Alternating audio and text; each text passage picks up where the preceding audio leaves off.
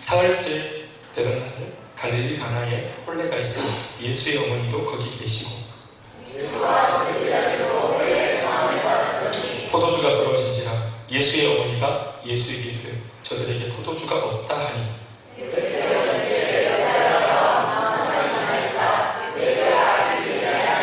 그의 어머니가 하인들에게 이르되 너희에게 무슨 말씀을 하시든지 그대로 하라 하니라.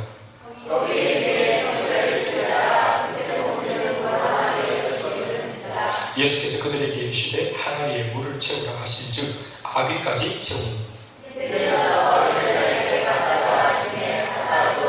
연회장은 물로 된 포도주를 맛보고도 어디서 났는지 알지 못하되 물 떠온 하인들은 알더라. 연회장이 신랑을 불러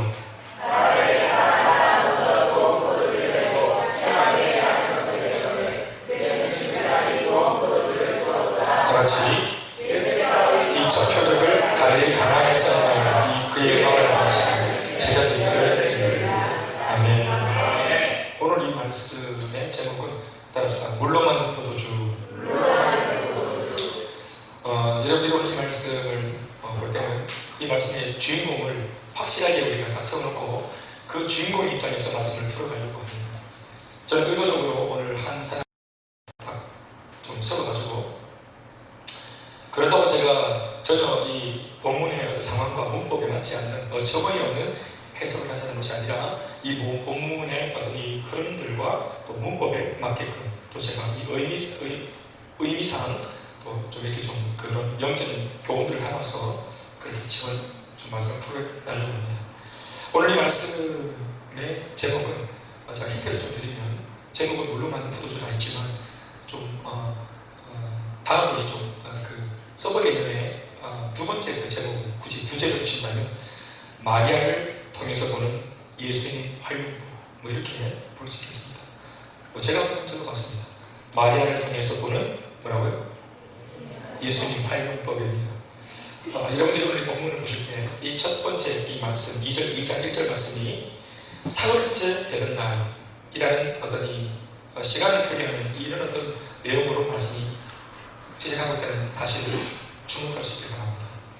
그래서 제가 이 말씀을 놓고 앞에 있는 그럼 사흘 전에 또 앞서 있는 이틀이 있을 거고 하루가 있을 거고 아마 이런 시간의 어떤 그런 개념의 챕터가 있을 거라 같아가지고 쭉 앞에 있는 본문을 봤습니다. 그랬더니 아니나 다를까 1장 29절 말씀에 이튿날 그리고 1장 35절에 또 이튿날 그리고 43절에 이튿날 그리고 오늘 2장 1절에 사흘째 되던 날 이렇게 말씀이 나옵니다. 그러니까 이 이튿날 이 시간 표기가 뭘 말하는 걸까? 사흘째라는 것이 어떤 사흘째란 말일까? 여러분 아시겠습니까? 이것은 다른 것이 아니라 예수님의 공생의 시간을 이 초반부에 한 며칠을 적고 있는 대목입니다. 예수님의 보통 이 일주일 전체를 다루는 그 장면은 대체로 볼 때는 예수님의 마지막 일주일, 고난의 주간 일주일을 첫째 날부터 돌아가시는 그 금요일까지 내용을 담는 것 외에는 이렇게 다른 것이 이렇게 막 이렇게 하루하루를 꼬치꼬치 이렇게 적어주지 않는데 오늘 이 말씀 요한복음에 있는 말씀을 보니까 예수님의 그 공생의 세례 요한에게 이제 명실상부 안수받고 세례받고 난 뒤 하늘이 열리고 그리고 비둘기라는 성령은 예수님에게 내려오시고 열려있는 하늘 위에서는 아버지 하나님의 음성이 들립니다. 이는 내가 기뻐하고 나의 사랑하는 내 아들이다.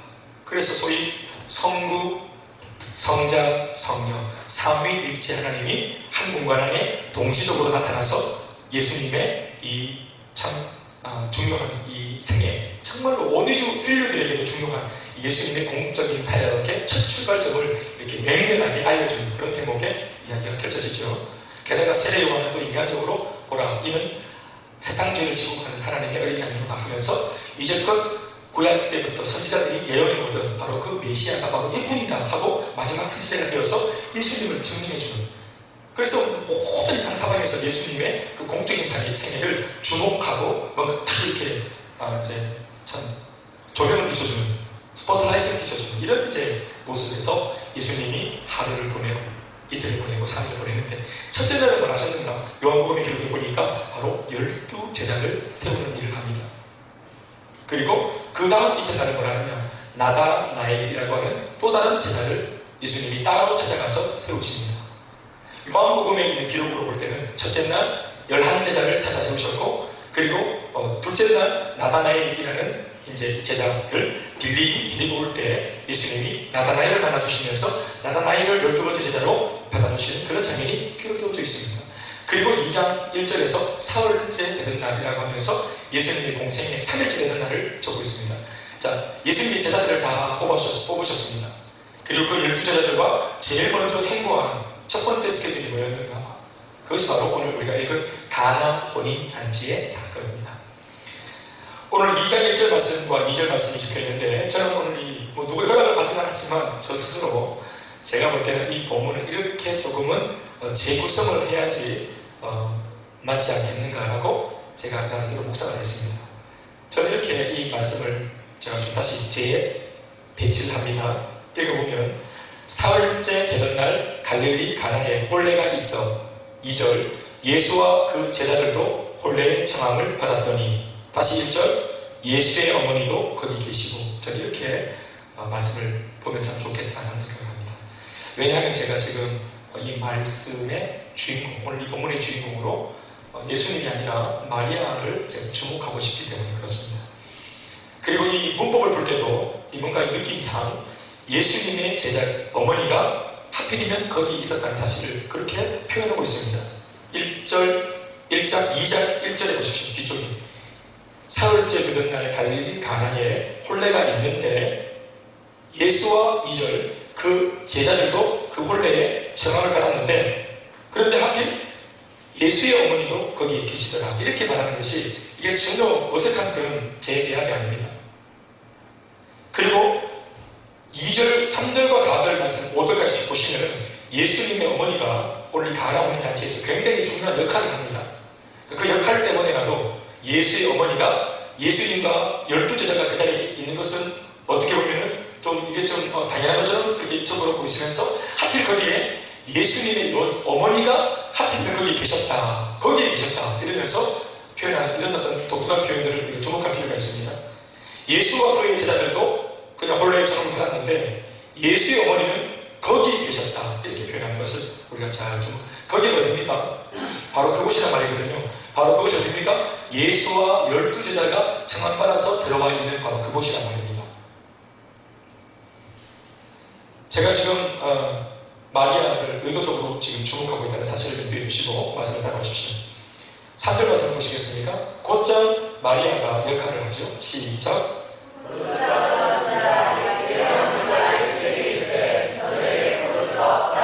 자, 오늘 이 가나 혼인잔치 우리가 쉽게 그냥 얘기하죠. 제목에서도 이미 말하고 있으니까. 오늘 가나 혼인잔치에 있었던 예수님의 첫 번째 기적이자 예수님이 안수 세례받고 성부 하나님으로부터 인준받고 성령을 받아서 공생의 문을 딱 열고 딱 등장하셔서 무대 위에서 제일 먼저 한 일은 12제자를 이제 모집한 거고, 12제자와 함께 제일 먼저 12제자가 보라는 듯이 12제자 아직까지 다 굉장히 세속적인 사람이에요. 아시겠죠? 예수님만 제자를 삼아지 그들은 실제로 지금 내용면에서는 제자가 아니에요. 이해하십니까? 그런 면에서 지금 너희들을 초청한, 너희들을 불러들인 이 예수님이 어떤 분인지 예수님이 그들에게 뭔가를 어필해야 될 부분이 있는 겁니다. 앞으로 계속. 그런데 제자들한테 너희들을 모집한 내가 누구이냐 하는 것을 보여주는 첫 번째 대목이 오늘 이 가나라고 하는 혼인잔치에서 일어났습니다. 그러니까 무언가 이 가나 혼인잔치에서 일어난 그 기적사건이 어떤 그냥 단순히 기적사건만이 아니라 영적인 대제자를 향해서 대세상을 향해서 뭔가 중요한 메시지를 담고 있다는 사실을 우리가 지시해야 되거든요. 그리고 예수님이 첫 번째 사역 그 기적을 원래는 당신의 의도로는, 당신의 계획으로는 기적을 일으킬 만한 그런 계획이, 의도가 전혀 없었습니다. 그 기적은 다른 것이 아니라 물로 포도주를 만드는 것인데 예수님은 전혀 계획 속에 물로 포도주를 만들 계획이 없었습니다. 그것을 예수님도 직접 말하고 있습니다. 말씀 보시면. 그런데 어떤 사람 하나가 예수님으로 하여금 첫 번째 기적을 하필이면 이 가나 혼인잔치 집에서 물로 포도주를 만드는 이 기적을 행하도록 만들어냈습니다.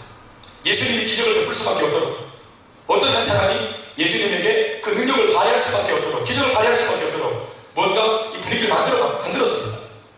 저는 그 사람이 바로 마리아라고 보는 것입니다. 여러분, 이 마리아가 예수님을 활용하고 있습니다. 굉장히 중요합니다. 지금 이 세상은, 자, 명실상부, 이 세상은 사월절입니다. 가나 혼인잔치뿐만이 아니라 온 인류는, 이제 온 세상은 누구를 가졌습니까? 이 셋째 날, 예수님이 세례받은 셋째 날, 이 세상은 그 유대나라, 이스라엘, 그리고 그 중동 전 지역, 팔레스타인 전 지역, 그리고 이 전체 지구 땅에 있는 수많은 나라, 민족은 이제 누구를 가졌습니까?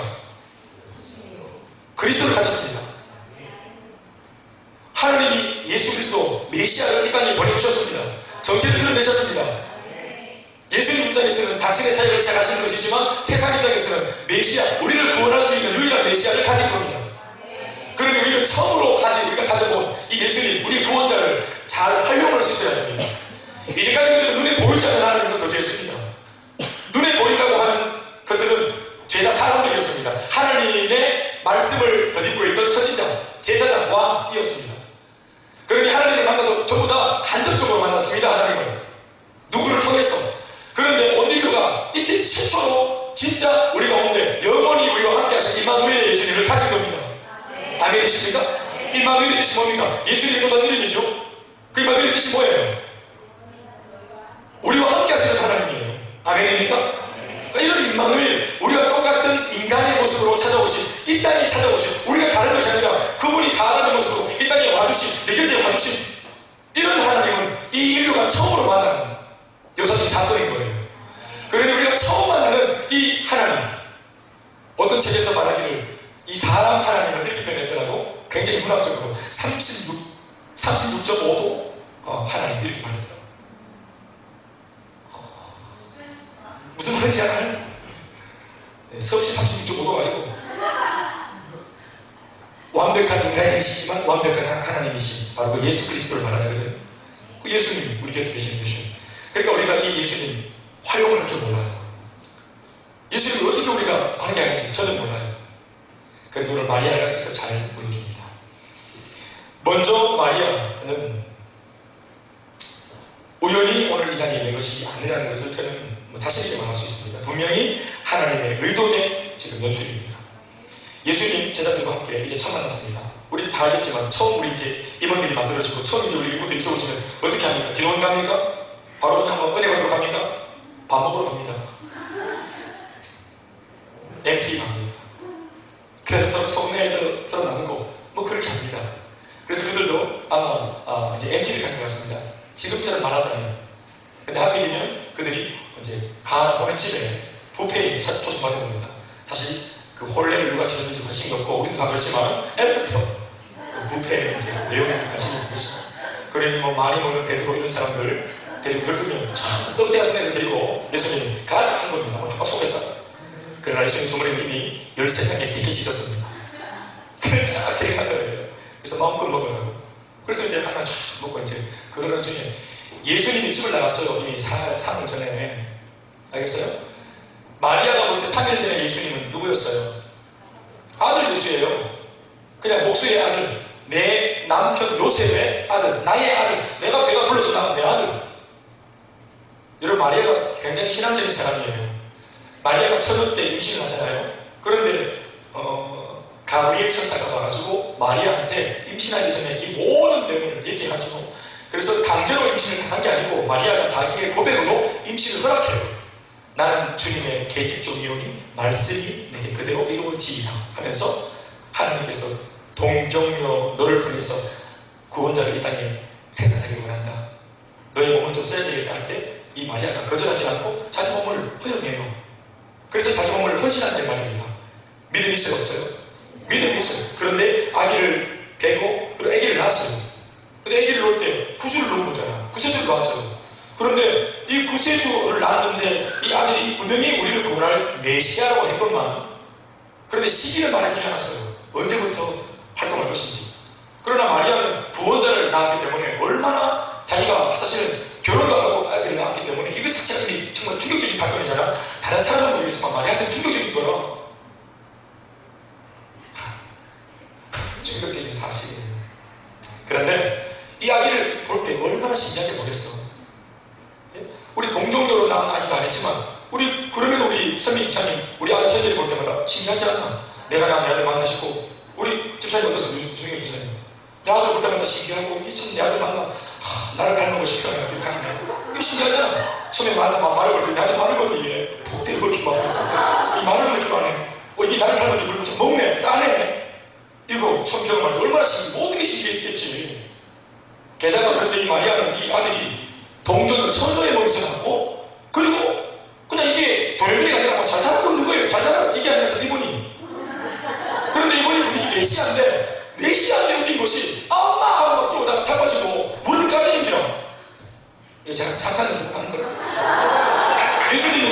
예수님이 막 자빠지고, 예수님 막 그냥 동네 애들하고 또 막 물고, 뭐 구소치기하고, 뭐 이렇게 하시는 거예요. 예수님 똑같이 막 예수님이 머리카락이 길고, 적당한 소리에서 그러다가 멈추고, 가장 예쁜 스타일로 딱 고정이 안 되고 스프레이 걸고 다니는데 머리가 길고 그것도 잘라줘야 되고 코털도 잘라줘야 되고, 어릴 때는 또 막 변을 하고, 예수님 아무리 메시아지만 어릴 때 본인이 막 어릴 때부터 따고 하시겠어요? 좀 경마스러운 표현이지만 그럴 수가 없어요. 그분이 100% 완벽한 인간이기 때문에 말이죠.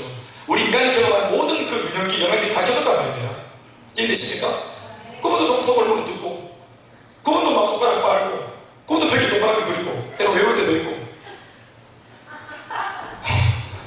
옆집에 또 한나, 또 마리아가 또 안 놀아주면 삐지고, 여자친구들도 고정을 공주도 있고, 좀 오버합니다만은, 똑같은 시기를 다 겹치는 거 보면서 마리아가 분명히 이상한 거예요. 분명히 이건 내가 천주가 이티에서 메시아를 낳았는데, 이 메시아가 아닌 거예요.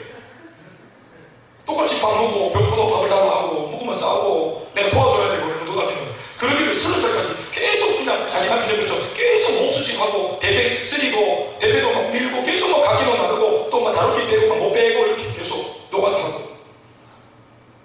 또 나무를 자를 때도 똑같이 톱으로 자르고, 나 살기 싫게 뭐 나무 들어가 이렇게 하고, 똑같이 쓰리고, 똑같이 밀고, 쫙 이렇게 보면서 줄을 잡고, 이렇게 하고. 똑같이 노가다. 그러니까 마리아가 또 하루 이틀도 아니고 30년을 아무런 메시아적인 행보를 보이지 않는 예수를 보면서 그 속에 믿음이 아무리 자기 기적같이 아기를 낳지만 헷갈리지 않겠습니까? 이게 30년이에요. 30년 장난이고 30년 전에 뭐 했노? 태어나가 냈지. 30년 긴 세월이에요. 근데 30년 동안 아무런 행보가 없는 거예요. 아버지가 그렇게 돈이 많다 하는데 30년 동안 내한테 옷 한번 사준 적이 없는 게라. 그 아버지가 무슨 재벌이고 그 소문없어. 그게 심합니다. 심하. 30년을 지속하시니까 마리아가 생송생송하지. 3일 전까지 그랬어요. 그런데 이분이 3일 전에 집을 나가가지고 마리아는 뭐 했는지 몰라. 그런데 3일 전에 나가가지고 첫날 예수님이 세례받는데 세례받고, 그리고 명실상부 이제 그리스도로 딱 세워졌어요. 그리고 첫째 날 12제자를 쫙 불렀어요. 둘째 날 또 나가야를 세웠어요. 그 소문을 들으니까 예수가 12명이 일거지들이라고 같이 다닌다더라. 소문이 들었겠죠. 그래서 어머니도 따로 요청을 받아가지고 혼례식에 참석했는데 하필 거기에 예수님 3일 만에 자기 아들과 12명의 그 떡들이 나타난 겁니다. 중간에 서로 대화한 적이 없어요. 어머니는 그리스도입니다. 이런 말 한 적 없어요. 어머니 죄송, 제가 어머니의 아들 예수가 아닙니다. 저를 이제 저 발목 잡고 울고 그러면 안 됩니다. 고쳐면 안 돼요. 이제 저는 갑니다. 이런 말 한 적 없어요.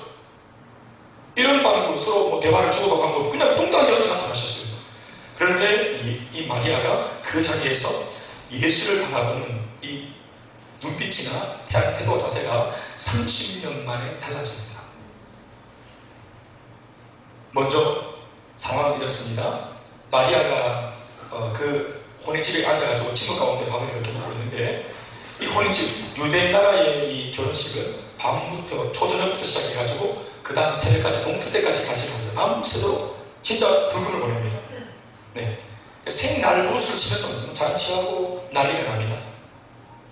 그때 이제 이 혼인집의 분위기를 그때는 뭐 음악이 없고 그러니까 이제 아주 아날로그틱하게 이 분위기를 한층 높여주는, 사람들의 마음속에서 음악이 없어도 절로 흥을 돋궈주는 그런 물질이 뭐냐 하면 바로 포도주였습니다. 그래서 이제 포도주를 마시면서 이제 그들이 흥이 교과하고 막 이제 또 포도주를 잘 내놔야 이 집에서 우리가 대접받았다 이런 느낌이 나는 겁니다. 이게 유대인들의 모습입니다. 우리가 전라도에 가면은 손님 대접받았다 할 때 뭐를 내놔야 된답니까? 홍어를 잔치집에서 내놔야 이게 잔치다라고 인정을 한다 합니다. 똥냄새 나는 거 있잖아요. 홍어. 얼마나 되죠? 우리는 뭐 그냥 뭐 김치전 이런 거, 뭐 이런 두부 무침 이런 거 내야 됩니다. 근데 전라도는 좀 달라요. 홍어를 내야 됩니다. 그와 같이 유대나라의 잔치에 극상품의 포도주를 딱 내놔야 우리가 대접받았다 이렇게 하는 겁니다. 근데 포도주가 떨어진 겁니다. 그런데 이 포도주가 떨어진 사실을 누가 제일 먼저 알아챘냐면 마리아가 탁 알아챕니다. 3절 말씀에 포도주가 떨어진지라 예수의 어머니가 대발하는 겁니다.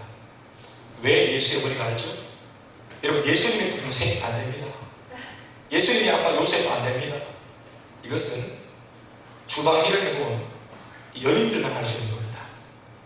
지금 부엌에서 그냥 막 왔다 갔다 하고 사람들이 막 이게 베드로는 지금 먹는다고 정신없고 지금 모두가 다 잔치에 빠져있고 자기한테 다 빠져있는데 이 어머니는 상황을 쫙 보는. 만약 어머니가 밥숟가락 들고 밥만 먹는다, 좀 문제가 있는 엄마입니다. 엄마들 원래 좀 잘 많이 안 먹잖아요. 그래서 먹으면 이 집에 인테리어는 어떻고 뭐 소파는 어떻고 쓸데없는 걸 보면서 막 혼자 상처받고 막 이러거든요. 남자들은 그 집에 소파, 집들이 가면 그 집 소파 생각이 뭔지 한 번도 몰라. 그냥 막 놓고 그냥 막 이러고 온다고. 자매들은 막 시기도 다 잃어보고 제첩시 다 꺼내보고 이거 어디 본 생각 기사보고 돌리고 다 잃어보고 깨닫지 다 잃어보고 이러면서 복잡해. 그 어머니가 이제 여성의 그 특유의 그 직감으로 이게 지금 잔치에 포도주가 떨어졌다는 것을 금방 알았잖아요. 그는 마리아였기 때문에 가능한 일입니다. 그리고 이 문제, 즉 이 혼인집에 뭔가 결핍이 일어났다, 뭔가 문제가 일어났다, 뭔가 부족하다 하는 이 결핍을 알아챈 이 마리아가 그냥 남의 집이니까 지옥갈 수 있는데 굳이 그것을 3일 만에 만난 예수님한테, 자기 아들한테 말합니다. 어떻게 말합니까? 대답하십니다. 3절 말씀 읽어볼까요? 시작.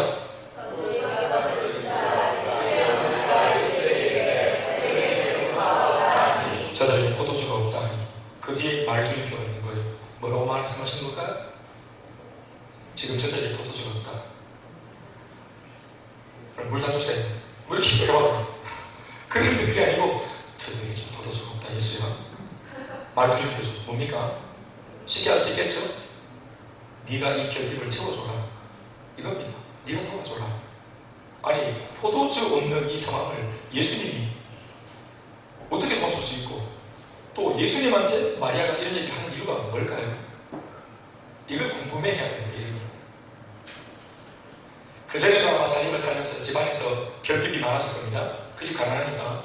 그런데 한 번도 이런 내용이 기록되어 없습니다. 성경이 침묵하고 있습니다. 그런 게 없어요. 어머니가 특별히 어려운 일, 보통 어머니가 알아서 하지 그걸 아들한테 부탁하지 않아요. 우리 집에 일도 부탁하지 않을 뿐만 아니라 이건 남의 집 일이에요. 그리고 포도주를 준비하는 것은 이것은 그 신랑 아버지 집에서 하는, 신랑 아버지가 해야 되는 일이에요. 또 연회장이 있어요. 그 연회 전체를, 이 잔치 전체를 통솔하는, 아시겠습니까? 그 리더가 있다는 말입니다. 그 연회장이 이걸 책임을 져야 되는 일이에요. 그런데 굳이 그것을 마리아가 발견하고 함께 초청받은 손님이 예수님한테 이 결핍을 지금 도와달라고 요청을 하는 이유가 뭐냐는 말입니다. 저는 이것을 마리아가 의도가 있는, 뭔가 의도가 있는 부탁이라고 생각하는 것입니다. 예수의 어머니가 예수에게 이르되 저들에게 포도주가 없다. 네가 도와줄 수 있지 않느냐? 나는 다 알고 있다. 너 지나간 지 3일 됐는데 예수야, 너 좀 3일 전하고 오늘 네가 다르다. 드디어 때가 됐는가? 내가 30년 전 너를 가릴 때 천사로부터 들었던 그 말씀 내가 기억한다. 어쩌면 제가 좀 더 상상을 해보면 예수님이 이미 세례를 받고 그리고 뭔가 남다른 모습으로 딱 행보를 시작했다는 사실에 그 이틀 동안의 행보를 돌아 소문으로 이 어머니가 들었는지도 모릅니다. 사실. 그래서 어떤 의미든지 하여튼 이 지금 마리아 자체가 예수님을 3일 전 예수와 다른 예수로 지금 고백을 하고 있습니다. 우리의 필요, 우리의 결핍을 채워줄 수 있는 그런 존재라고 지금 적어도 믿고 있습니다. 믿고 있기 때문에 능력이 있다는 것을 알고 있고 믿고 있기 때문에 지금 능력이 필요하고 결핍되어 있고 문제가 생긴 이 환경 속에 예수님에게 부탁을 하고 있다고 보는 것입니다. 제 말 이게 좀 지나친 좀 비약입니까? 저는 그렇게 봅니다. 그런데 예수님께서 어머니 어떻게 하셨어요? 보면 압니까? 이게 아니고 예수님이 자기 엄마한테 3일 만에 지나갔다 나타나가지고 완전히 진짜 대바라지 소리 합니다. 예수께서 시작, 다 같이 읽어요. 시작.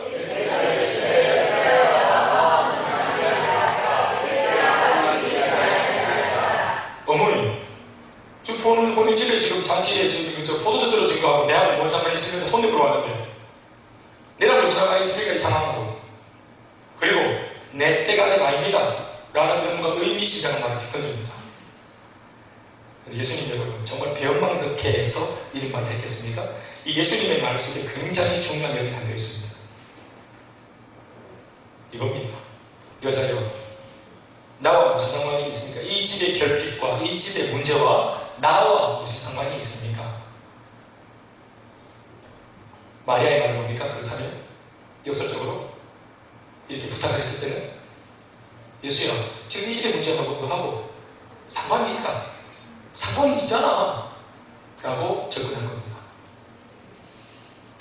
그리고 내 때가 아직 이르지 않았다, 이런 능력을 보여주고 이 결핍을 채워주는 뭐 이런 일을 하는 이런 때, 나의 때가, 내가 뭔가 이렇게 액션을 해야 될 때가 아직까지 이르지 않았다, 이렇게 지금 말했는데, 그럼 역설적으로 마리아는 예수님한테 부탁을 하면서 뭐라고 말한 겁니까? 지금 네가 이래야 될 때다, 이렇게 말한 겁니다. 할렐루야.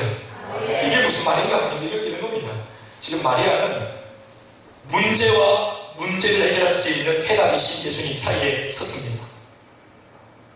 문제를 알고 있고 이 문제에 대한 해답이 될 수 있는 능력 많으신 예수님의 정체를 알고 있습니다. 그때 이 마리아가 문제와 해답 사이에 서서 믿음으로 예수님에게 자신을 명령하는 것이 아니라 이 결핍을 채워줄 수 없겠냐고 부탁하고 기도한 것입니다. 여러분, 무엇이 해답이신 예수님과 문제를 상관있게 만듭니까? 네, 실제로는 상관이 없어요. 그런데 무엇이 이것을 상관있게 만들어버립니까? 심지어는 믿음이 있는 한 여인의 고백입니다. 한 여인의 믿음이 있는 고백을 통해서 예수님과 그리고 그 문제는 상관이 있게 되어진 것입니다. 이거 무슨 말인지 이해하십니까?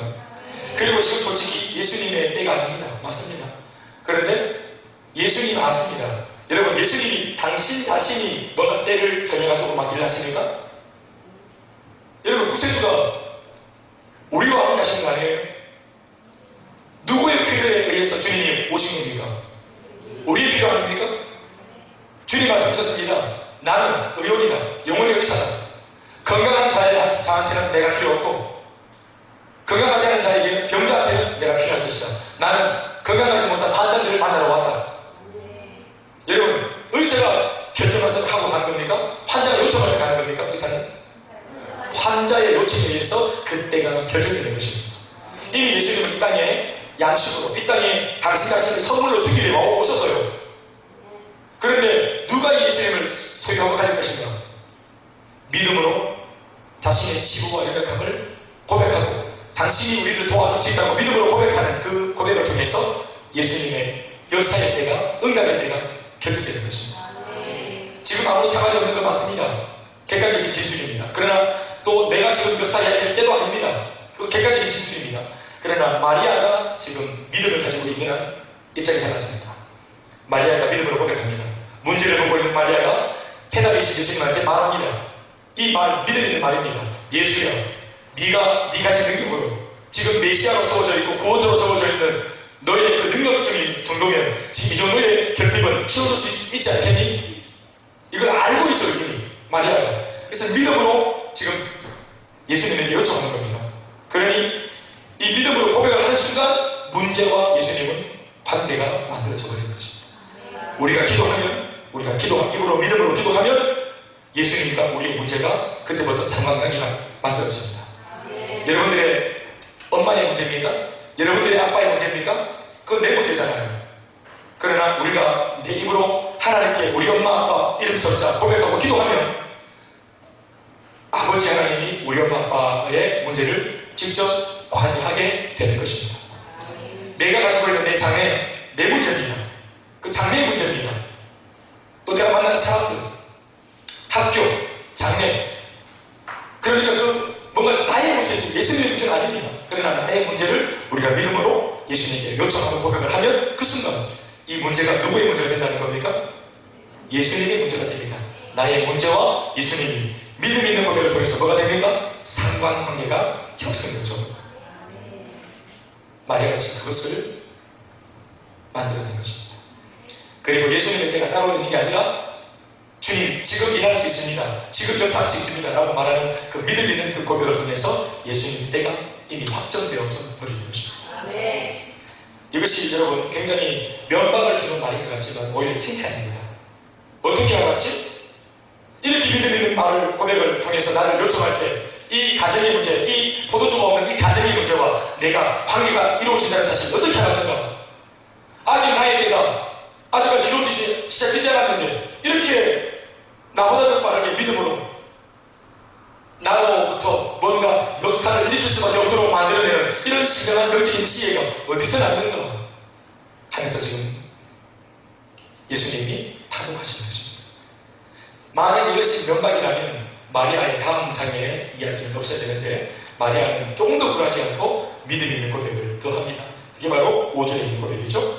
예수님이 딱 이렇게 면박 같은 말을 하자 딱 돌아서 가지고 계속 믿음을 고백하죠. 시작. 그의 어머니가 하인들에게 이르되 너희에게 무슨 말씀을 하시는지. 자, 예수님이 이제 너희들을 부를 거야. 뭐 부를 거야?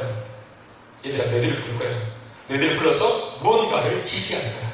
예수님, 내가 지금 입력시켜놨기 때문에 그분이 뭔가 출력을 할 거야. 지금 뭔가 행동을 할 거야. 내가 기도하고 요청했기 때문에 반드시 저 해답이신 예수님이 뭔가 움직이실 거야. 행동할 거야. 그때 너희들을 불러서 뭘 시든 무슨 말씀을 하시는지 간에 그대로 해라.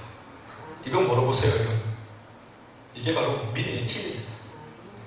기도하는, 지금 이 마리아가 기도하는 정도의 이 안목이 있는 정도가 아니라 심지어 그 기도에 응답을 하실 것에 대한 기대감도 가질 정도로 믿음이 굉장히 대단합니다. 그것도 30년을 침묵하다가 30년을 건너뛰고 생긴 믿음인데도 이게 어제 같은 믿음으로 고백합니다.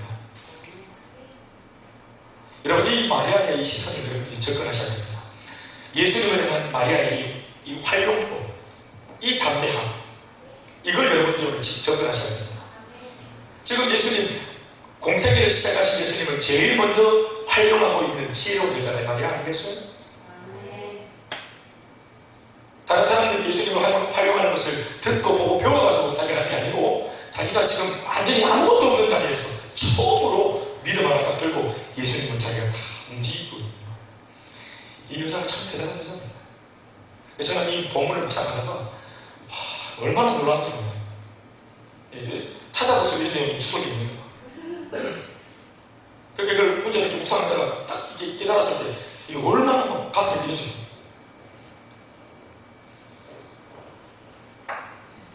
이미 마리아는 알아요. 예수님이 무슨 말씀을 하실 것이니까. 그리고 진정한 역사는 언제 일어나느냐, 그 말씀 그대로 무엇을 말씀하시든지, 이게 참 중요합니다. 어떤 말씀을 하시든지 그대로 하면 역사가 일어난다는 사실을 이 마리아가 알고 있어요. 말씀, 어떤 말씀을 하든지 계산하시는 거예요. 기가 막힙니다. 우리는 수련회 갈 때 어떻게 하고 대합니까? 안 가라 하는 사람들 있고 하니까 영상 보여, 지난 작년에도 보여주면서 동기부여하고 또 은혜 받은 사람, 작년에 은혜 받은 사람들 간증을 들려주면서 이번에 가면 진짜 기회를 잡을 것이다. 또 강사 목사님 프로필도 쫙 보여주고, 그리고 또 그 강사 목사님 할 말씀의 본문이나 내용이나 주제가 중요하잖아. 주제를 다 보여주고, 수련회 어떻게 진행된다는 다 보여주고, 일찍도 다 나오고, 우리는 앉아가지고 이거 전부 다 보면서 이번에 내가 이 박사님 할 건지 말 건지 이걸 다 보면서 결정하잖아요. 딱 보고, 야, 이번에 성도가 강하네. 야, 나 이 말씀 안 하면 안 되는데, 안 가는구나. 딱 보니까, 와, 집회가 8번이나 있어요. 오, 안 나온다. 그대로 할 자신이 없는 거예요. 보여줘도 그대로 못하는 게 우리인데, 어떤 말씀을 하실지 전혀 모르는 상태에서도 어떤 말씀을 하든지 간에 나는 순종할 준비가 되어 있다는 거예요. 이게 믿음 아니겠어요? 네. 이게 마리아의 믿음이고 마리아의 대장이에요. 예수님을 이렇게 활용하고 이렇게 움직이면 예수님이 나는 아니다, 나 지금 못하겠어, 이렇게 면박을 줘도 싹 웃으면서 전혀 쫄지 않고 무슨 말씀 하실길래 이제 곧 움직이실 텐데 이런 이유가 있는, 괜찮아요. 기가 막힌 거잖아요.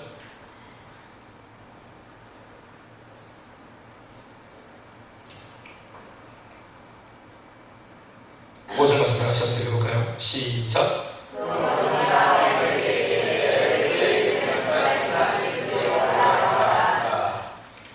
결혼을 엄마는 찾아가는데 아빠가 반대하는 거예요. 남자친구를 데리고 왔는데도 엄마는 괜찮다 하는데 아빠는 반대하는 거예요. 원래 아빠는 그럼 반대하는 거예요. 저도 반대할 계획입니다. 내 딸을 하고 준단 말이에요. 그리고 청년들도 마찬가지입니다. 어디 준단 말이에요, 요즘? 아닙니다. 일단은 반대했어요. 그러면서 이제 뭘 보고 싶은 거냐면 이 반대의 통보를 듣고도 보이는 그 남자아이의 반응을 보고 싶은 거죠. 진정성. 뭐 그런 거 아니겠어요? 아유, 그런 거 있어요. 저는 이제 딸을 낳으니까 알겠어요. 내가 첫째 딸이 견디가 유치원 다닐 때, 이렇게 수정 유치원 다닐 때 울고 왔어. 그러고 왜 우냐고 이렇게 말 안 해. 엄마한테 물어봤어. 부인 막내한테 물어보니까 자가 성화이 김성화이 지금도 이렇게 기억한다. 성화이 자살했는데 편지 써가지고 사물함에 넣었는데 거들떠도 간디라 아가 견디가 써놓은 그 연애 편지 그걸 하드병 병이가 그리 안 해. 그들도 다 받아가니까 그래 애가 상처받아가지고 울고 마는 거야. 엄마한테 말을 내가 김성환이라 했어. 알았어. 경비야 울지 마 하고 그래서 제가 졸업식만 갔다 하니까 김성환이야. 그래서 우리끼리 얘기해.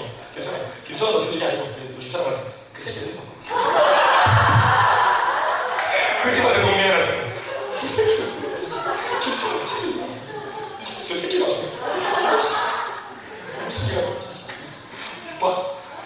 그래도 부모님이랑 나타났대. 근데 나타났어요. 혹시 모르는 분이 사오고 그래. 그렇게 되네. 그러니까 엄마가 반대하는데 찾아가니까 아빠는 반대하는 거예요. 왜요? 그래 이제 아빠가 아니 결혼 안 해! 하고 이제 문 딱 하고 들어갔어. 또 이제 딸도 막 실망해가지고 막 눈물이 빙 돌고 이러는 거야. 그때 이제 엄마가 울다 보다 지치 잠든 딸의 방에 새벽 야식만 먹는 들어가지고 새벽 야식만 먹고 그래 야식만 하면 새벽이면 새벽이고 밤이면 밤이지. 밤에 들어가서 울고 있는 눈이 둥둥 보이는 딸한테 내일 아침에 아버지가 뭐라고 하시든지 그대로 해라. 가만 괜찮아. 엄마가 무슨 소리야. 누가 아빠를 찾아봐요? 엄마가 찾아가는 기라. 딸은 몰라요. 예, 딸이 나기 전부터 알고 있는 아빠의 속까지 다 알고 있는 엄마가 잘하는 길. 아빠가 저희 말해도 아는 길. 엄마가 가서 아빠가 다 하지 못한 말을 하는 길. 아빠가 네가 하는 내용 다 알아들었고 그래 이제 뭘 좀 더 알아보려고 하는 건데 아빠가 내일 다시 뭐라고 하거든. 그대로 해라. 그대로 할 수 있겠네. 중요한 것은 뭡니까? 아빠는 반드시 딸의 말을 들어줍니다. 근데 중요한 것은 어디에 성패가 달려있습니까? 그 아빠의 요청에 어떤 요청이든지 이 딸이 순종하느냐가 아니고 그게 달려있는 거예요. 그 정보를 누가 줬어요? 엄마가 줬어요. 지금 예수님과 문제 사이에 있는 마리아가 정보를 주는 거예요. 예수님 내가 지금 기도해서 너희 상황을 다 알렸으니까 예수님이 반드시 어떤 행보이든지 간에 움직이실 거다. 분명히 말씀하실 거다. 분명히 해답을 제시할 거다. 그 말이 무엇이든지 간에 그대로 해라. 왜냐하면 마리아가 알고 있는 거예요. 이게 인간의 언어로, 인간의 머리로는 도저히 상식적으로는 잘 쉽게 수용이 안 되는 말을 하실 것이라는 것을 이 마리아가 알아요. 그게 예수님 스타일입니까? 예수님이 우리 수준에서 놀겠어요? 말자를 딱 정해서 저기 슈퍼 가서 사온다, 이마트 가서 사온다, 슈퍼도 이렇게 하겠습니까? 그런 상식적인 말을 하겠어요? 그런 말 안 돼. 그러니까 분명히 예수님 반대의 말을 할 때 그것이 우리 볼 때는 하인 수준에서는 이해가 안 될 게, 그러니까 알려고 하지 말라 그러죠. 계산 가서 다 멈춰라. 두 대를 멈춰라. 머리를 딱 멈춰라. 눈에 내를 없애버리라. 네가 어설픈 생각이 모든 걸 방해한다. 생각을 멈춰라. 근데 순종하려야 된다. 생각하지 말고 순종하려야 된다. 뭐라고 말하는지 그대로 해라. 그러면서 기대감을 확 심어줘요. 따라합시다. 기도합니다.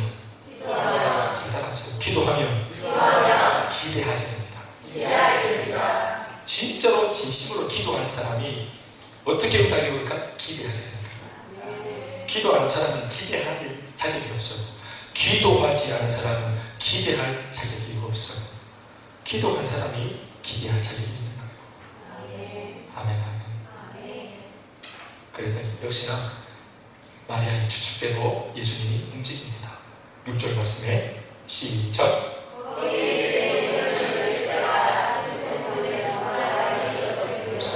이것은 뭐 사실 그냥 그 배경을, 환경을 말하는 겁니다. 자, 예수님이 역사할 때 특별한 모습을 찾을 것 같지만 그 우리가 몸담고 있는 환경 안에서 응답의 재료를 찾습니다. 그냥 그 집안에 있는 재료. 사실은 별거 아닌 것처럼 보여지는, 심지어 다른 용도로 쓰려고 지금 이렇게 해놓은 그 소재들을 가지고 하나님의 일을 행하십니다. 물통이 6개 있었습니다. 비어있는 물통 6개가. 드디어 이제 7절 말씀에 예수님이 하인들을 딱 불러서 말을 시작하십니다. 이 말을 잘 들어보십시오. 시작. 7절 말씀 시작.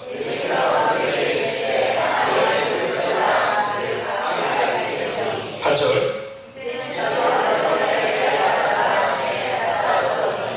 하인들이 참 잘해요. 하신즉 했더라. 또 하신즉 했더라. 예수님이 말씀하자마자 바로 움직입니다. 항아리에 물을 채워라 하신즉 아기까지 채웠다. 떠서 연회장에게 갖다 줘라 하시니 갖다 줬다. 그 하인들이 참 잘한 것 같아요. 아무튼 예수님이 하신 말씀은 상식적으로는 잘 이해 안 되는 말이었어요. 아니, 상식이 아니라 이거 잘못하면 진짜 하인들이 기대기 100방 맞아요. 지금 포도주 필요한데 물을 떠서 갔으니까 하인들이 얼마나, 하인들 중에는 좀 믿음이 없는 애들 들고 가다가 엎어볼까? 장난하는 지금. 이거 뭐 시키는 것은 예수가 시키고 야단 우리가 맞겠다 뭐 이러면서 얼마나 민망하고 말이죠. 그렇게 할 수 있잖아요. 그런데 예수님이 시킨 대로 하는 겁니다. 항아리에 물을 채우고 가득 물을 딱 채웠습니다.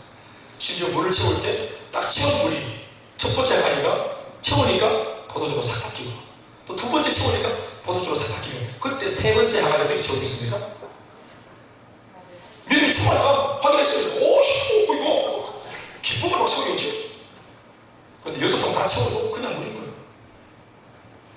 아무런 변화가 없는 거예요.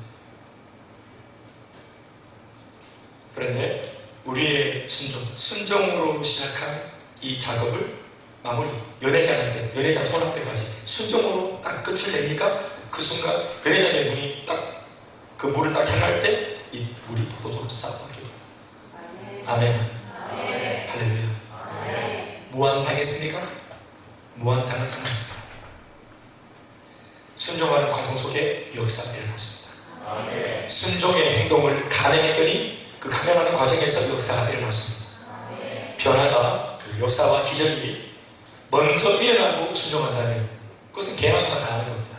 그건 믿음도 아닙니다. 그러나 아무런 변화도 아무런 조짐도 없는데도 불구하고 심지어 그것을 들고 그 연회장 앞에 갔다가는 내가 이 일 때문에 순종자라고 완전히 욕 얻어먹을 판인데 욕 얻어먹을 먹을지라도 나를 보낸 예수님의 말씀을 믿고 끝까지 행동해서 순종을 시작해서 끝을 딱 보니까 역사가 일어나는 것입니다. 아멘. 할렐루야. 9절 말씀에 연회장은 물로 된 포도주를 맛보고도 어디서 나는지 알지 못하되, 따라합시다. 물동 하인들은 알더라. 순종한 사람들은 아는 겁니다. 행복 모임, 이거 남의 얘기로 100번 들어도 모릅니다. 원래 내 모습은 맹물이었는데 내가 하나님께 순종하고 사역해 봤더니 세상에 맹물 같은 나의 사역을 통해서도 포도주 같은 이런 역사를 일어나는, 맹물 같은 나의 인생에도 순종하고 내가 믿음으로 달려갔더니 그 과정, 순종의 시작과 순종의 끝, 그 사이에 수많은 생각들이 그 가는 과정에서 얼마나 머릿속에 많은 복잡한 생각들이, 가서 기대기 맞지 않겠나, 욕 못지 않겠나, 도망가다가 중간에 복잡한 생각이 많은데 순종을 시작하고 순종을 끝내는 그 모든 과정 속에 얼마나 많은 복잡한 계산이 들만도한데 그 계산은 끝까지 이게 영적 전쟁인 거지. 이것을 다 이겨내고 돌아서지 않고 주춤거리지 않고 끝을 딱 내니까 역사가 일어났는데 그 포도주를 쫙 마시는 사람들은 그냥 100% 배려받는 수혜자들이고, 그치? 그냥 남들이 하는 거, 그렇게 포도주 늘 나와도 포도주인데, 이 포도주 나왔네 이렇게 먹는 거지. 그런데 중요한 것은 누가 깜짝 놀라겠어요? 물을 떠와서 자기 눈앞에서 포도주로 바뀌는 것을 직접 눈으로 경험한 이 하인들은 놀래 자빠졌어요. 깜짝 놀랐어요. 그 사람이 누굽니까? 그 사람이 바로 증인이지. 그 역사를 눈으로 목도한 사람이 증인입니다. 증인이 그렇게 나오는 겁니다. 여러분, 예수님의 증인이 되어야 우리의 삶에서 역사를 할 텐데, 증인이 되어본지도 없는 거예요. 우리가 먼저 기적을 경험한지 잘 없죠. 왜요? 순종을 잘 해본 적이 없기 때문에. 아니요, 순종을 해봤던 적은 있지만 시작한 순종을 끝까지 우리가 완성한 적이 잘 없지 않겠나요? 그렇게 제가 좀 감이 넘겨졌습니다. 하다가 말한 순종은 순종이 아닙니다. 결론이 있는 순종입니다. 주님이 연회장한테 갖다 주고 하면 연회장 앞에까지 가는 겁니다. 그 과정 속에 아무런 변화가 일어나지 않아도, 내가 원하는 어떤 변화도, 어떤 지금 조짐도 일어나지 않아도 끝까지 가보는 것입니다. 여러분, 우리가 사실은 분화기도를 하려고 하고 이렇게 비전을 외쳐 살려가도, 그런다고 해서 이 지역에다가 복음화가 됐나요? 그런다고 해서 대구가 성시화가 됐습니까? 지금 과정 속에 있습니다. 아무 일도 일어나지 않았습니다. 불과 한 소수의 몇 가정들이 변화받고 있는 이런 어떤 작은 조짐들, 그러나 우리가 말하고 있는 세계 비전을 말하고 세계 복음화를 말하는 그런 어떤 북한 선교, 이런 거창한 타이틀 앞에서는 정말로 작고 미미한 것들입니다. 우리가 이 작고 미미한 어떤 이 변화들을 보면서 과연 이 우리의 행보가 결국은 포도주를 만들 수 있다는 사실을 우리가 믿을 수 있겠습니까? 그걸 믿어야 되는 것입니다. 내 오랜 기도가 지금 10년째, 5년째 오랫도록 아무리 기도도 응답이 없는 이 응답이 연회장이 단도하는 순간 응답이 한 방에 일어날 수 있다는 사실에 대해서 우리가 기대를 하고 있습니까? 기대해야 되는 것입니다. 제가 이번에 그 주영수 집사님 집에 신방을 갔는데, 그 아버님, 어머님 지금 아시겠지만 부산의 그 사위병원에 지금 식당을 맡게 되셔서 가셨는데, 아침 5시부터 오후 1시까지 일만 하면 이제 나머지는 프리한 시간입니다. 그 정말 아주 좋은 그 요직에, 또 사람들이 수익도 괜찮은 그 요직에 그 반나절만 딱 섬기고 내일 보는 그 자리에 그 자리에 원래 있던 분이 계셨는데, 이분이 어느 타이밍에 개인적인 사역 때문에 이렇게 그만두셨는데, 하필 그 타이밍에 우리 추진호 아버님께서 하시던 일을, 허리를 다치셔서 그만두게 되셨어요. 그래서 이제 여러분들이 내가 주님을 믿고 이제 은혜를 받았는데 내가 해야 될 새로운 일들을 이제 도전해봐야 되겠다. 이때까지 그분들이 뭐 얘기하면 식당업을 했어요. 식당에서. 그 식당 장사 잘 안 되셔서 굉장히 고심하다가 기도 응답으로 식당을 예수했어요. 해드렸어요. 그래서 이제 더 손해를 안 보게 돼서 감사하다는 마음으로, 그리고 이제 내가 이제 당신들 말씀으로 우리가 아이들한테 손해를 수도 없고 하고 이제 내심 걱정하고 기도하는 중에 이게 시간 타이밍이 맞춰져가지고 또 사내가 먼저 콜링을 해가지고 그게 들어가셨어요. 그래서 내가 그 병원에 가보니까 이 사위는 부모님이 와 계시고 이 따님이 올해 또 이 7주에서 임신을 했어요. 그래서 지금 이 아이 때문에 지금 첫째 아이도 좀 해야 되고 또 지금 이게 좀 도움도 좀 받아야 되는데, 한 집에 어머니 아버님, 친정엄마 아버지가 같이 계시는 거예요. 그것도 신앙으로 말이 안 통했는데, 옛날에는 우리 교회에서 신앙으로 이미 다 세팅이 된 다음에 가시는 거예요. 입만 열면 은혜가 넘치는 거죠. 게다가 이 남편도 최근에 그 타이밍에 수영로 교회에서 은혜를 받고 우리 교회로 치면 샌드가 된 거예요. 최근에 부부 샌드가 돼가지고 아주 그냥 영적으로 시간이 멀쩡하게 들어 계시고, 이게 모든 양집이 다 세팅이 돼서 딱 이렇게 만나서 서로의 필요를 다 채우고, 이 얘기와 더불어 또 우리 교회 연구가 또 다 들어서 알겠지만 12년 좀 방황하다가 저희 교회 이번에 오셔가지고 이래 은혜를 받고, 우리 수련회 가서 자지 말고 11년 제주도 동안 다 회개했다가 목이 완전히 뭐 저보다 10배 더 씌어가지고 나는 주연구 목사 줄 알았다. 그래서 자기가 회개를 얼마나 하고 눈이 터지도록 회개하고 기도를 내보니까 진짜 자랑하게 기도하더라고. 이 현재가 그렇게 자기가 다 회개하고 이러는 중에, 또 사실 그 전에 누나랑 사이가 좀 그때쯤 했던 거예요. 부산에 누나. 그 누나가 또 자기 연락 받아가지고 동생하고 또 화해하고 전화를 큰맘 먹고 딱 했더니 또 용기 있어서 전화를 나는 하겠는데, 동생이 또 뭐라고 나올지 몰라가지고 정말 두려고 떨리는 마음으로 남편이 이렇게 지켜본다고 기도하면서 전화를 했는데, 누나 내가 다 잘못했다.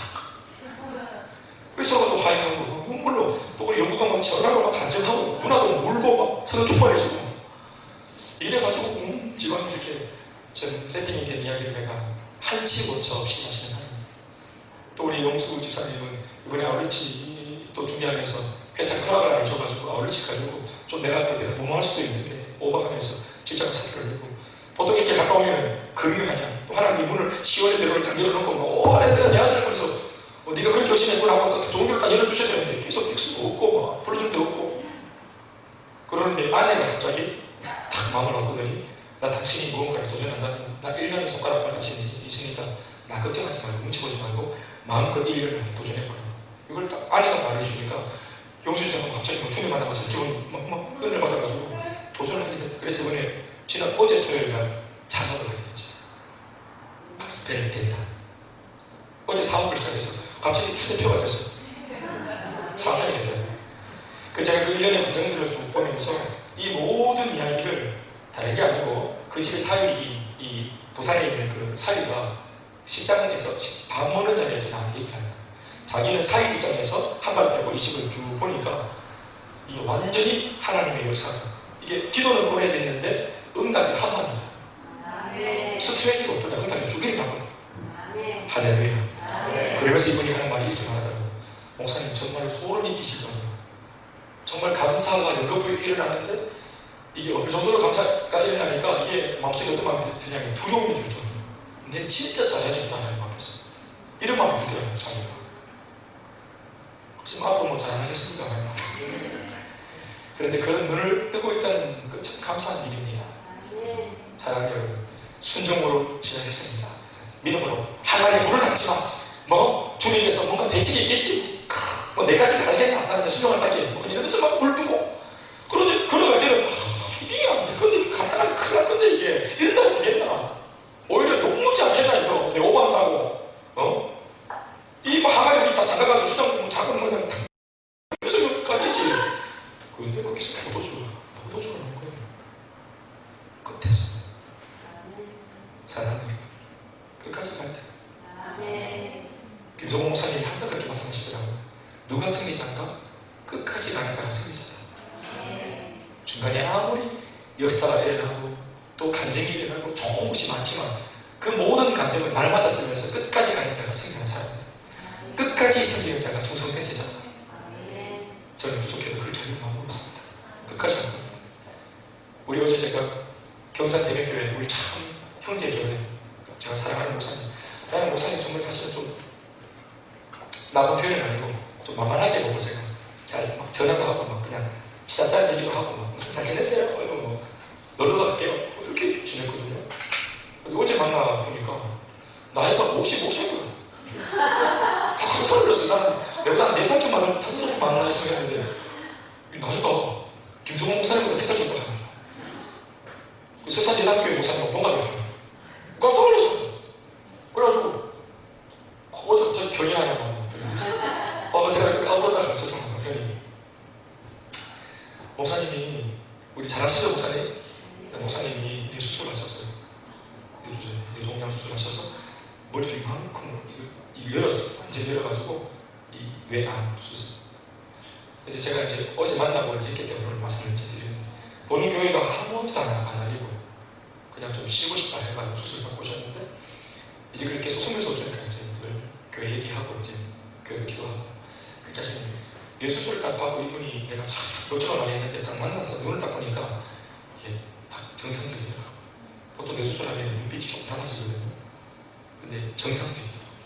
말씀도 아주 잘하시고 총기도 요즘 있으시고 그러니까 감동이 들고 막 눈물이 피 도는데 얘기를 하는데 이 목사님 그런 말씀하시죠. 목사님 저는 이제 2번째 살았습니다. 그래서 제가 바뀐 게 아니다고 수술 전까지 뭐가 바뀌냐니까 3월 25일 옆에서 뭐가 바뀌는 거 아는가 봐. 또 공유하겠나 봐요. 설교가 달라졌다. 설교가 처음에는 한 6년 정도 아주 그냥 하나님 주시는 말씀을 그냥 가끔씩 막 전하다가 성도들이 좀 부담스러우니까 자기도 모르게 설교를 많이 타협을 하고 있습니다. 이번에는 죽어도 같이 타고 나서 못할 말이 어림없이 하면서 막 말씀을 전하는데 그 말씀이 살아난다.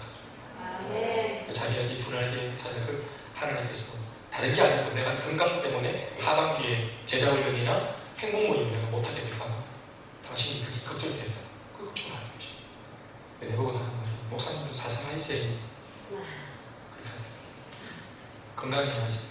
체력이고 능력인데 건강해야지. 우리가 끝까지 갈 수 있다. 목사님이 하시는 말씀은 나는 끝까지 갈 거야. 좀 느리게 가도 건강상 문제가 많지만 나는 이거 끝까지 간다. 그래서 목사님 꼭 건강하셔야 된다. 저는 정말 목사님 안 보고 있는데 목사님 힘내달라. 서로 아주 네 명이서 정말 눈물도 서로 흘리면서 눈물 젖은 사계단을 서로 뜯어먹으면서 우리 교회 사장 그분이 아니고 그분 그 목회자의 사장 우리 목회자 부부는 아는 거죠. 우리끼리 네가 내가 성도들하고 다섯 미안한 말이지만 반말 못하는 거 우리끼리 하는 거. 내 아픈 말 하니까 그분이 알고 그게 문제가 안 되더라고. 그분이 하는 말 내가 알겠더라고. 눈물이 못 나대. 그래서 얘기했어요. 목사님 끝까지 갑시다.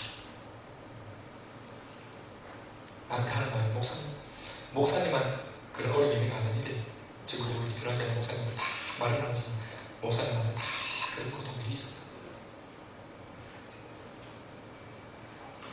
예전에 참보다 달려가던 그 김성공 목사님 말이죠. 지금 그 dunar계를 반대하고 제일 많이 dunar계 사역을 비난하는 사람들이 예전에 김성공 목사님 밑에서 훈련받고 옆에 있었던 그 부목사들이 나가가지고 제일 많이 그렇게 헛소리하고 합니다. 복음 전하는 게 이단입니까? 3대, 한 가정 3대가 구원받는 게 이단입니까? 행복모임 복음 이렇게 안 하면 전부 다 해본 적 있어요? 예? 할 것처럼 좀 배운 적 있어요. 순종이 뭔지 교회에서 교회 권위 앞에 순종한다는 거 내 하고 싶은 말이 있어도 꾹 참고 따라간다는 거 그게 뭔지 배운 적 있어요? 나는 배운 적이 없습니다. 제가 이런 청년 때 목사님들 얼마나 많이 싸우고 나서 대바라져가지고 집단에는 반소리 한다고 젊어가지고 흘리 방탄에서 따박따박 하고 그런 저를 길들이는 하나님의 비전입니다. 저 자신의 변화가 이 속에서 일어났거든요. 저는 이미 지금 누군가가 저한테 묻는다면 이번에도 제가 그 교회 장로님, 서산교회 목사 장로님이 날 불러가지고 밤에 얘기했는데 목사님의 최종적인 꿈과 목적은 뭡니까? 세계복음화죠. 하니까 더 이상 말 안 하더라고요. 세계복음화입니다. 그게 내 생에 안 이루어져도 아무 상관없습니다. 누가 좋습니까? 가장 가치로운 그 비전을 향해서 이룰 것처럼 달려가다가 내가 죽는다고 해도 못 이룬다고 해도 그 가치로운 비전을 평생 가슴에 품고 할 것처럼 달려갔던 내 인생이 빛나고 가치로운 것입니다. 그게 가치로운 거죠. 못 이루어져도 아무 상관없습니다. 주님이 하실 것입니다. 내 생에 안 이루어져도 끝까지 하는 그게 중요한 것입니다. 나는 우리가 부흥이 안 돼도 상관없습니다. 그러나 압니다. 우리가 옳고도 일을 하려고 하면 하나님이 반드시 그 교회를 통해서 일하시기 때문에 그 옳고도 일을 하려고 하는 교회는 반드시 부흥하고 반드시 건강해질 필요가 있습니다. 하나님께서 능력 많으신데 그 능력 어디에 주시겠습니까? 이 능력과 은혜를 옳고도 그것을 쓰려고 하는 교회와 사람들에게 주지 않겠습니까? 여러분 끝까지 갑시다. 끝까지 갑시다.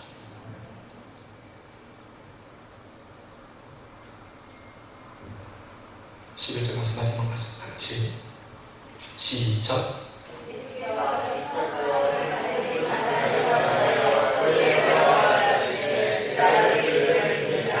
그 집은 예수님의 이 기사와 표적 때문에 피를 채워서 감사하고 또 마리아는 자신의 믿음이 틀리지 않았다는 사실을 확인하면서 사모님 충만해졌을 것이고 게다가 보너스로 12주 전에 아무런 생각 없이 그냥 예수님하고 회식을 하다가 이 첫 기적을 통해서 우리를 불러내신 예수님이 이런 분인가? 그러면서 예수 제자들이 그를 믿게 된 이 놀라운 열매를 통해서 보십시오. 한 사람의 믿음을 통해서 주님이 역사하시고 그일로 말미암아 그 예배장에 있던 모든 사람들이 기적을 경험하고 그 포도주를 통해서 만족을 얻고 게다가 믿음이 생기고 모두가 잘 되지 않습니까? 여러분 이 포도주를 우리가 옮겨야 합니다. 이 물을 옮겨야 합니다. 이 모든 일에 우리가 동참해서 물도 온 하나님은 알더라. 물도 오고 수정이던 김대현 목사 그리고 금수발교 교회 그들은 알더라. 이거 우리가 고백해야 됩니다. 말씀드리겠습니다. 이 나라 이 민족 여러분 물입니다. 맹물입니다. 지금 이 나라 포도주가 필요합니다. 포도주가 격히 끼었습니다. 이 세상 포도주가 격히 끼었습니다. 만나는 거 아무것도 없습니다. 사업을 해도 인생이 망할 때가 없고 맛대가리가 없고 집을 사도 인생이 맛대가리가 없고 내가 아무리 내 앞에 있는 목적과 목표와 야망을 이루어도 끊임없는 목마름이 있는 곳, 이곳이 바로 포도주를 잃어버린 이 세상입니다. 누가 이 결핍된 포도주를 채워줄 수 있을까요? 하느님의 말씀이라고 하는 물을 뜨고 가는 사람입니다. 이 물을 뜨고 순종하려고 하는 사람들을 통해서 세상이 포도주가 넘쳐나는 것을 우리를 통해서 세상이 경험하게 될 것입니다. 지금은 물이지만 포도주입니다. 이 물, 지금 우리 교회 안에서 듣는 이 비전, 이 메시지, 사명, 이거 지금은 포도주처럼 가치가 없어 보이지? 예? 물처럼 보이죠? 우리가 그렇게 말하잖아요. 그래서 물로 보나? 여러분, 이거 물이지만 세상 사람들 때는 물로, 복음이 물로 보이죠? 맞습니다. 교회가 세상 사람들 때는 물로 보입니다. 그러나 이 물이 포도주를 만들어냅니다. 역사를 일으킬 겁니다. 우리들만큼은 물로 보지 말고 이 물을 보면서도 포도주인 것처럼 고백을 할 수 있어야 됩니다. 복음이 포도주입니다, 여러분.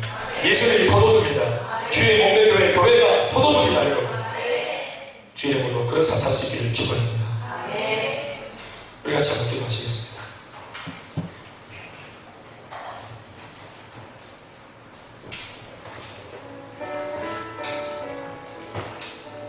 여러분 다 같이 기도하실 때에 마음에 주신 감동을 따라서 기도하시겠습니다. 다 같이 기도하시겠습니다.